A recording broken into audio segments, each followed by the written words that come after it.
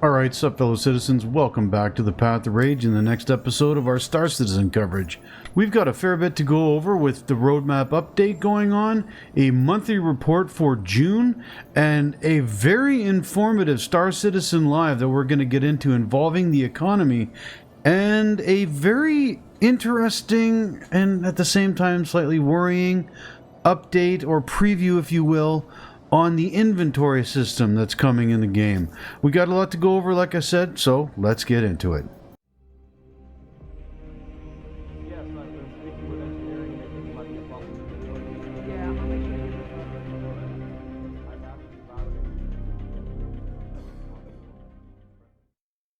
Now first, a bit of housekeeping with how I'm going to handle the content for things like the roadmap and the monthly reports. I'm not going to go over them line by line. I will put the links to them in the description below for you guys to check out for yourselves, but I will go over those things that catch my eye in them and share you with them, and then give you kind of an idea of what I'm thinking about that and what I think it might mean for the game.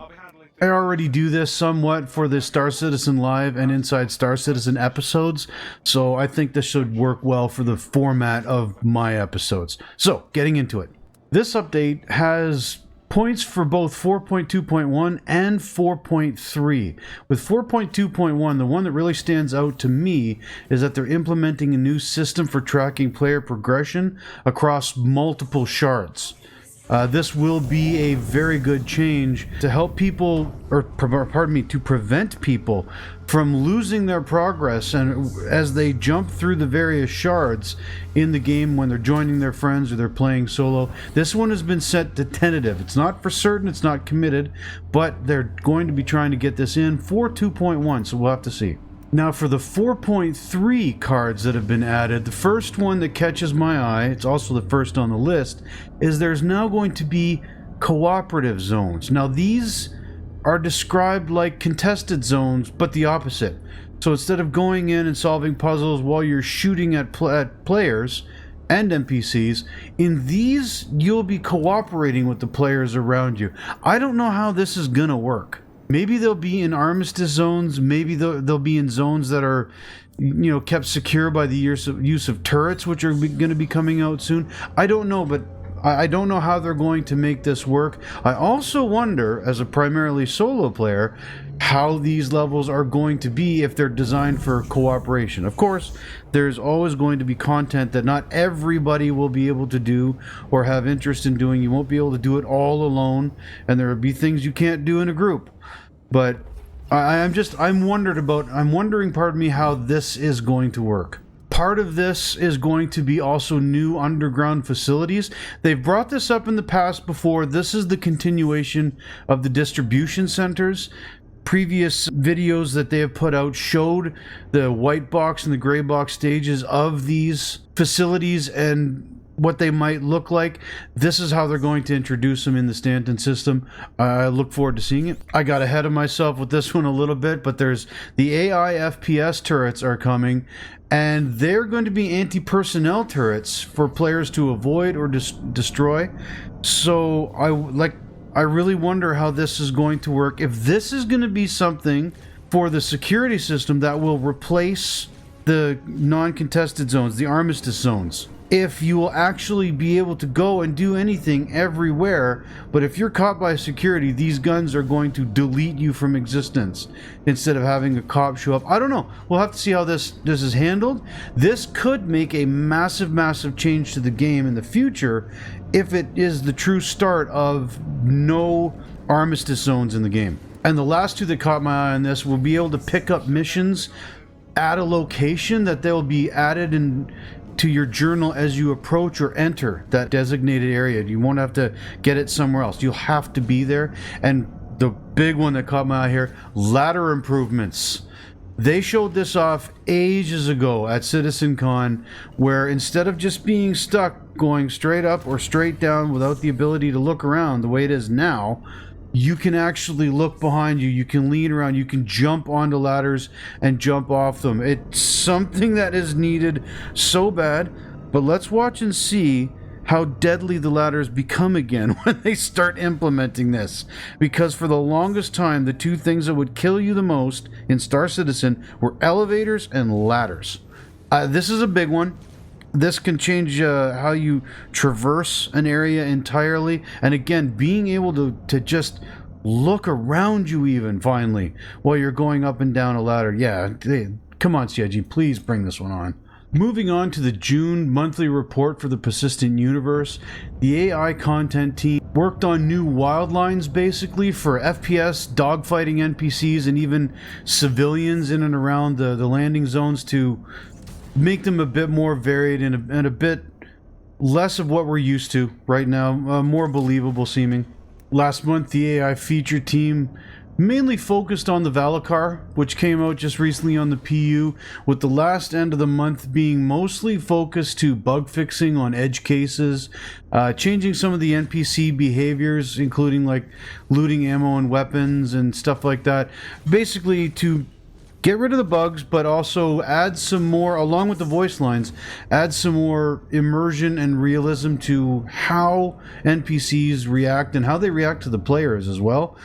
The AI Game Intelligence Development Team and the AI Tech Team both did numerous impressive sounding things that are completely over my head. So the programmers out there who may be listening to this, I suggest you click the link below. The animation team worked on that new Valakar as well, along with another new creature that we're going to get later on this year, and they're working alongside the narrative and mocap teams to get new mission giver content. Oh, this I like. We don't have enough mission givers, especially working anymore, in the Persistent Universe. There's one at Lorville. There's one that never shows up from what I understand, and I've never seen him, or seen him working, pardon me, at Microtech. Actually, now that I think about it, there's two of them at Hurston. There's only a few around the verse, the one at Grimhex as well. I don't remember all of their names off the top of my head, but we don't have enough of these. The missions that you get in the Moby-Glass are great. That's fine and dandy, but there's a big difference when you actually have to go find somebody and have them talk to you. Kind of like that Miles Eckhart mission that they showed off way back when. I want to see more of that in the game because that just adds so much more to it. This is one that stood out for me. I love actual mission givers in MMOs. Now we're going to focus in a little bit more here on the ship side of the equation because I like ships. And they were busy throughout that month. They worked on the Anvil Paladin.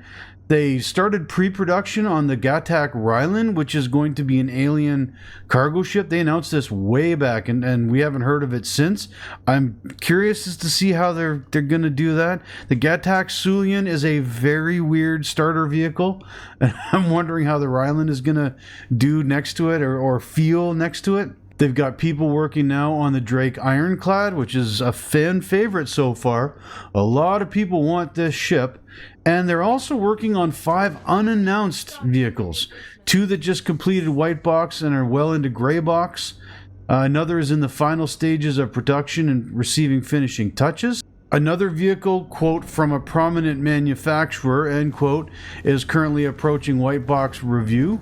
And apparently a new variant of something has entered pre-production, which the team states, and again, I quote, may have the record for the fastest vehicle through the production pipeline, end quote.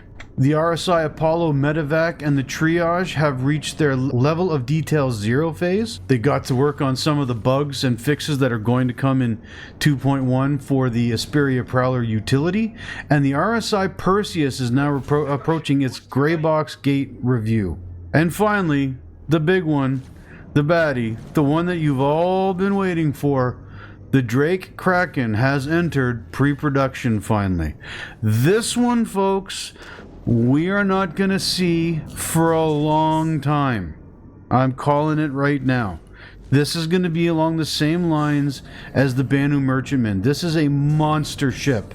And we know that these big ships do not come out quickly. I know a lot of people want the Drake Kraken. It is a cool as fuck looking ship, but keep your hopes and temper your expectations. This one's going to take a while.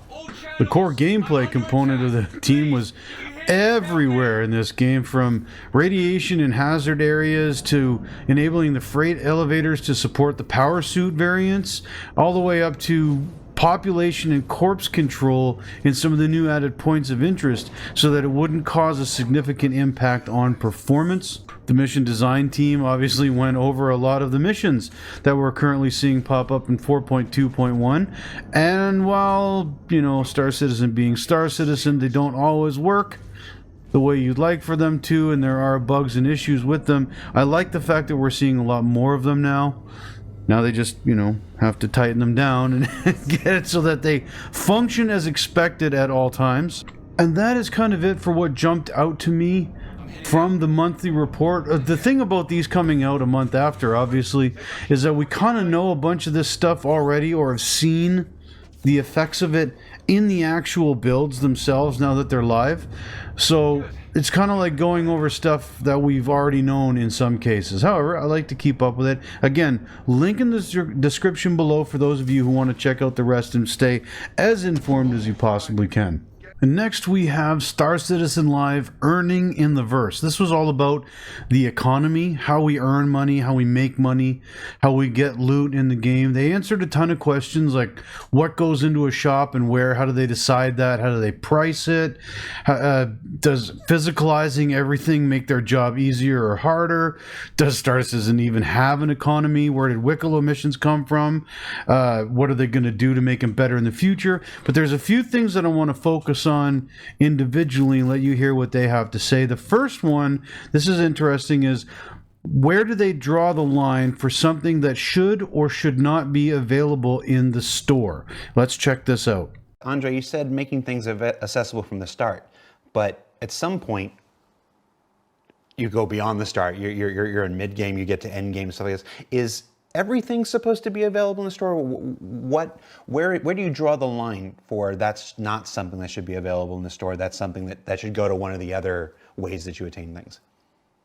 It's very hard to say that there's a clear line. This is where a bit of the art comes in, and at some point you say, okay, this is an exclusive item, or this is something that you should only get into the end game, or maybe a lot of things, not even a maybe, that's going to be a certainty. A lot of things you're not going to be able to just buy from a shop. Because I don't want to make UEC the end all of the game. UEC is something that happens to you, helps you play the game, helps you fuel your ship or repair your ship, but should not be the way that you get the most important items in the game. And it makes sense from a immersion standpoint that you wouldn't be able to go to a Hertz Rent-A-Car and pick up a Polaris or an Idris. You can't go to a rental shop and buy a battleship today. Now, again, there are always exceptions and stuff like that. Somebody's going to say the 890 jump's available here and whatnot, but it's obviously with the game system, you make exceptions here and there in order to make things available to players at certain parts of your development. But on the whole, we don't want to put everything in one place, because we have to encourage players in traditional game design to go throughout the universe and try different things in order to attain their stuff. Now, I like this. This is really good. Yes, earning money is important. That's currently the only thing you can really do in Star Citizen. Wicklow has helped alleviate that a little bit. But if money is the be-all, end-all, then you can just stick to one thing in this game, never do anything else, and still get everything in the game doing that. You're not encouraged to go to a different area, to a different zone, try a different gameplay loop, which is exactly what they want to get us to do from what they showed us in the Star Citizen 1.0 roadmap idea that they showed at CitizenCon. If you think about any other MMO out there, this is what they do. You have to go on certain quests, you have to do certain missions, you have to do certain events to get some of the better gear, some of the cooler items. You can't just pick them up in a store shop somewhere. They're going to finally be adding this into Star Citizen, and yeah, it's a much needed change. Now, this next part is what really caught my attention, I'm going to let the whole thing play out. You guys can hear what he has to say and the descriptions and all that. I'll keep my mouth shut until the end of it, like I do. And I'll go over my concerns with it afterwards. But I like the beginning stages. But they showed us a mock-up or an early design of a future update. They did not say when it was coming. They didn't even say it would be anytime soon. But a future update to the current inventory system in the game. This is big, and it's bloody well needed. The inventory system needs a lot to be desired. I have my concerns about what you're about to see, but I'll bring them up after. Here, check this video out. All this stuff, all this way of getting stuff, all this way of acquiring stuff. I got to ask you about the inventory system. Yeah. Help, Okay. Declan. Well, help. there is Like stuff doesn't stack right. Stuff. It's. I got to just help. What can you tell us? we Come can on, help. Nick, fix it. Well, I'm personally not fixing it. However, the talented folks in Montreal are working on a rework at the moment, so I will share some concept UI of what being worked on, and we can talk through it. Hang on, I don't use Zoom much, so here we go. So we're looking at some concept UI here. Obviously, you can see there's a visual facelift, but kind of the most interesting aspect to me isn't super obvious straight away, and that is that you will be able to access other inventories that are nearby to you within proximity. So if we start drawing, we imagine we've got our storage box over here, and then What we nice. kill the guy. Yeah, thank you. We kill the guy. Here he is. He's on the floor. So he would be accessible as well as the tabs up here, and then the inventory box would be over here, same on the other side. And so when you press I to access the inventory, you can then access the dead bodies inventory, access your storage box. You can start moving stuff around without having to directly go up to the body, go up to the box, and press F. So it's much quicker to kind of get in there and start looting. We'll just get rid of all this. If we focus in on one of the panels, you can see it's called personal all. That's just kind of the default personal would be on the left, and it's all because it's showing everything that is stored upon your person at that moment. If you wanted to see what is in your backpack in particular, you have these side tabs, and then we have a search function which has been added in. If you were to click this, a search box would come out over here, and you can search the item that you want. You have your select all, your capacity, you have your filters. These filters are kind of similar to Freight Elevator, where you have the drop-down box with the subcategories here. And we're working on these filters being multi-purpose. What I mean by that is, at the moment, filters, you click them once, and it means I want to see these items. If you were to click them twice, it would hide that category of item. And there's a lot of people with Freight Elevators full of decorations they don't really care about at the time, so they can just hide all the decorations if they want to. Clear filters, sorting options. When crafting comes in, this will be big because you want to sort by quality, items here, that kind of stuff. And then tucked away in the corner is stack all. So that's a nice quality of life addition as well. Now, overall with this, I could not be happier with some of it. And some of it gives me a cause for concern. Now, I love what they're showing and what they're talking about being able to loot multiple objects at the floor and your feet by using those tabs. That is fucking awesome.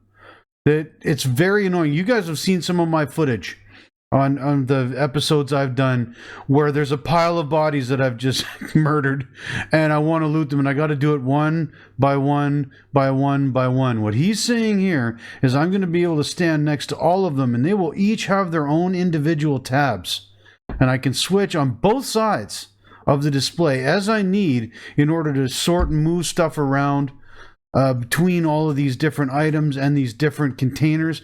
This is awesome. This is great. Wonderful. Thank you, CIG. Same with the search.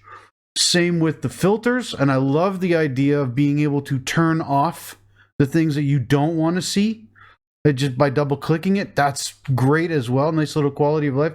But the very end part of there, when he pointed out the stack all, thank you. Oh my God, this should have been here so much earlier. stacking stuff in your inventory is such a pain in the ass. And now to just be able, you click your one button and boom, it does it like every other game. Yeah. God, that has been needed for so long. Now, the next question that Jared asked was another one that people will love, was whether or not we're going to finally be able to name our boxes in our inventory. You can't do that right now. You can't tell what's in them until you actually look. Not only are we going to be able to name our boxes, but Declan went into quite a bit more detail about the other aspects that are coming with this update, including how the ragdoll, the paper doll, and the install points and the hardware points and whatnot around it will work, along with a few other things. Check this out. Anything about maybe getting to name our boxes, label our boxes? Yes, so this is your commodity box, and then this would be like a backpack, and one of the options will be to right-click and just rename them. So you could say like, oh, this is my box with high quality Jana lighting, whatever. You've given Boring Gamer, Salty Mike, and Space Tomato so much content for the next week. Bro, we're not done. We've got tooltips and everything. Oh my god, here he goes. So, as you can see, looking at the inventory, everything's a square now.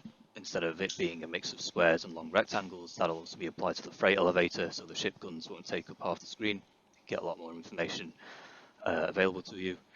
We have the equipment panel, where I know I just said they weren't rectangles. These ones are, but regular weapons aren't. So I'm technically true, but also lying. You can equip your attachments super easy here. The 1, 2, 3 is basically like the slot they're in, and then again, if you were to look at your ammunition, you can see which weapon it's viable with. If we go over to the character, we have all the slots. The slots would be shown by default here, and they're contextual. So if you want to quickly see all the backpacks you have available to you, if you were to click the backpack slot, then the various inventories would filter to only show the backpacks. Yep, we have the new tooltips, which are very nice. Rather than being text, we have bars. You've got a bit of info here. When we have crafting, then the crafting, the person who made it would replace the manufacturer. So it was crafted by whoever it was crafted by. We have taken into consideration wear and tear with integrity and durability. And I suppose you know there's more than 3 stats on a weapon. So if you were to right click and details, you get the full view with the scroll bar, the attachments, description which can be expanded, and then if you hover onto an item of the same type, you'll see the comparison stats as well. You can make the icons bigger or smaller. If you've got bad eyes, you can make them a bit bigger. Elliot, don't make a joke about Nick. The thumbnails as well, obviously there's a problem where sometimes they don't load, or sometimes they appear as holograms. That's been worked on as well. We'll get that fixed. I think that's it. It's probably not everything. There's a lot of stuff that's going on. And all of that is fantastic. Being able to label our boxes, great. Being able to see the inventory of what we have equipped on us at the time, like if we want to click on that properly. But especially the tooltips and the comparison, when we're comparing different items of the same kind and which one might be better or worse. I like all of this. Now, my only real issue with all of this is when you look at the total package here, the full screen inventory, it looks busy as hell. I think we'll be able to get used to it fairly quickly, but it does look overall like an overwhelming looking inventory. It might leave people scratching their heads. It might completely hide, without meaning to, useful things that you can use it for, just because it might end up being too complex. Again, especially if you're out in the wild where you could be shot at any point in time, this might suck you in and take away a lot of your situational awareness. Say, I don't know. I wonder how this is going to go. I think that what they are showing here right now is a bit too cluttered. That's just my feeling about it. It feels a bit too cluttered, a bit too complicated, but it might not be. We'll have to actually get our hands on it and try. Now, they did say again, as I mentioned already, that this won't be coming out anytime soon. They don't know when exactly it's in a pipeline. This is a lot more of a mock-up or an early exploration of what they might do next with the inventory system. So I hope they take a bunch of the good stuff in here, especially that stack all button, Jesus Christ. But I am slightly concerned with how this will go. And I'm also a bit concerned with how long it's going to take us to get there. I'd be very happy right now if to skip all of the stuff they've talked about in here for the next year, as long as they put the stack all button in the current game.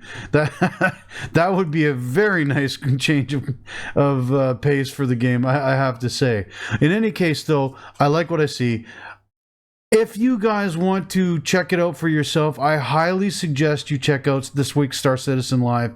I will have the description in the link below. They answered a lot of questions. They got into a lot more detail, with a fair bit of speculation, as always, for this program. But they got into a bit more detail than I expected about how they're working the economy or whatnot. It is a very interesting listen. It's a very meaty episode. I suggest you guys take a look for yourself and check it out. Also, keep in mind that there is now a free fly event going on until the 14th of July. It is the Foundation Festival, and you can find some new skins and all that kind of stuff. It is a free fly. So I want people watching this video to be very aware of something. Performance in free flies sucks. Right now, the game is a very large mess. It can be unplayable at times. There is currently, to my knowledge, at least one, possibly more, large-scale Chia duplication cheats going on that CIG is actively working to plug, and people are getting banned for it. And AI performance in the verse is, what's the best word? Atrocious. A lot of NPCs teleporting around, standing there doing absolutely nothing, stuck in storage rooms or spawn closets, ships that literally teleport from one spot to another or just freeze entirely. Server meshing has helped and has added a lot of players to the game and fixed some of the things that needed to be fixed, but it's also brought in a bunch of its own problems. It's rough. Right now, this patch is very, very rough. Overall, this has been a year of improvement. This one is not feeling quite as much of an improvement. Again, they haven't been adding a lot of new features to the game. I said in my last video, someone brought it up in the comments, that I said there wasn't a lot of content added to the game. That's not true. There is a great deal of content that's been added to this game this year. Stormbreaker, Align and Mine, you name it. Several free ships. All of this has been added. Most of what we've gotten this year has been bug fixes, quality of life, and content. What we've not gotten is new features. That's what I should have said in the last one. That was a word whisker. Again, that's great. It was needed. I'm glad that they're doing it. But I do think the free flies are hurting it, but at the same time, they're also getting the data they need and finding the bugs to fix it. This is the birthing pains, but for the year of stability, it has not been as stable as I would have liked. It is better. I am not going to sit here and say that it's not. And those people out there who think that it's worse than ever, I think are on bad drugs. It's not perfect. It's not even mildly buggy. It's very buggy. But it's not an absolute disaster either, and I am seeing improvements. If you guys jump in on the free fly, be warned. You are not necessarily going to have a good experience. Unless you happen to get on a fresh server, or time when there's less people on, and then the AI, the NPCs especially, be it FPS or ships, they'll be working better, and you'll have a much more representative idea of what Star Citizen can be when it's going well. Because when it goes well, the game is like no other. But be prepared. And again, let's see what this goes. Star Citizen itself has got a lot of time and development to go. We're nowhere near the finish line with this MMO aspect of the game. As I've said before in videos, Squadron 42, the single-player game, is their prime focus. And that's what they are working on hand over fist right now because it's due out next year. So keep that in mind when getting into a free flight. Please, by all means, if you're interested, check it out. And if you do, use my referral code listed in the description down below. If you do that, I have a chance to get some in-game rewards as well. Not that I'm really worried about that. But for those of you who do try to pick up a package and try out this game, use my referral code and you will get 50,000 extra credits when you start. And this actually does make a big difference when you are starting out. I would also suggest, if you're looking at picking up a package right now, that you take a look at the Avenger Titan on the store. It is just above the price of a starter ship at the moment. It's $51 US, I believe. Starter ships are $45. It's on sale.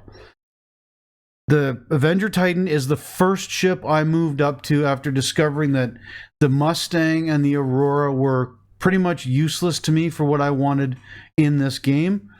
The Titan Avenger is an absolutely beautiful starting ship in my mind. I think it's the perfect starter ship, and it's one that you can use very quickly to get another ship of a higher size, a bit better quality, but it'll hold its own for a while. It's a good value.